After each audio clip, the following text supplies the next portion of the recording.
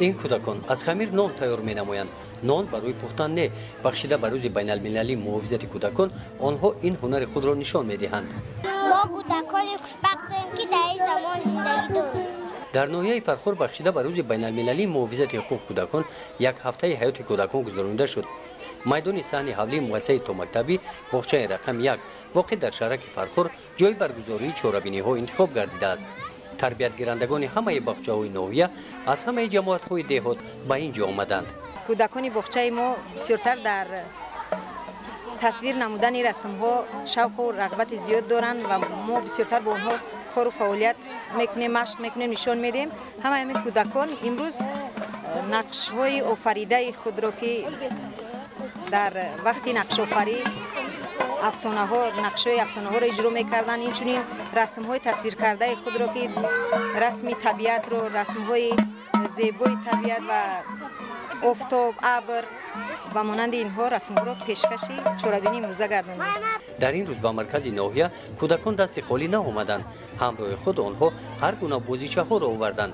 در قطار بازیچه‌ها رسم‌های کشیده خود را هم آورده اینجا به نمایش گذاشتند.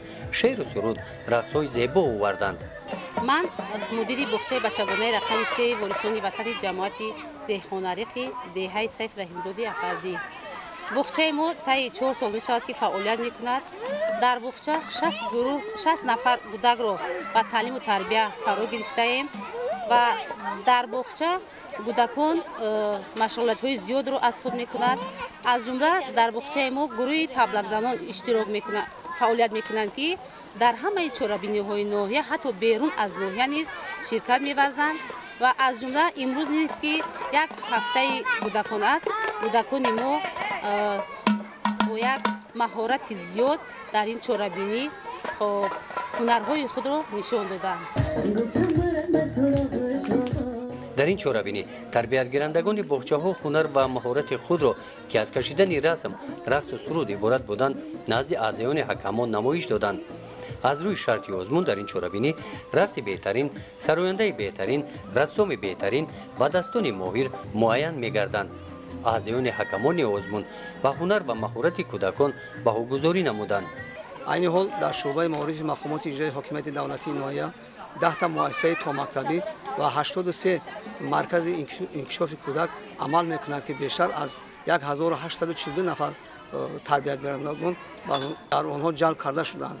از این شماره 45 مؤسسه تا مکتبی و 10 مؤسسه تا مکتبی و 45 مؤسسه مکتبی ما در لایحه خوانش با صفت و لایحه GPO4 یعنی شریکان ساحه معارف شاملند و آنها را ما از تمام نمود بازیچه‌های کودکانه، موادهای خوانش، کتاب‌های بدیعی پورا تامین نمودیم و باور دارم که آینده این نسل کودکانی که در مرکز انکشاف کودک در کودکستان‌های ما تعلیم گرفته ایستادند در پیشبرد کار ساحه معارف با ما زمینه اساسی خواهد گشت. در جنبست چهاربینی به غالیبان تحفه‌های خاطره‌ای تقدیم کرده شد. بخشیده بر روز بین المللی محافظت حقوق کودکان شعبه معارف ناحیه همه کودکان را با شیرینی‌ها ضیافت کرد. گزارش خوجا نظریف خدای نظر ظهورов از ناحیه فرخور برای برنامه اطلاعاتی نوید.